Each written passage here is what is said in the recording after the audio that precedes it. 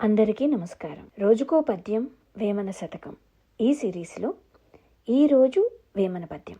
దేవ పూజలందు దేవాలయములందు దేవుడుంటా చెప్పి తెరువు చూపి తెలియ విశ్వమెల్ల దేవాది దేవుడే విశ్వదాభిరామ వినురవేమ.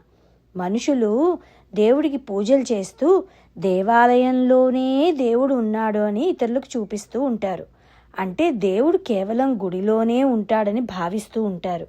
కానీ వేమన గారు ఇక్కడ ఏం చెప్తున్నారంటే, దేవుడు ఒక్క దేవాలయంలో మాత్రమే కాదు, ఈ విశ్వమంతా దేవుని రూపమే. ప్రతి చోట, ప్రతి వస్తువులో, ప్రతి జీవిలో కూడా అదే పరమాత్మ ఉంటారు.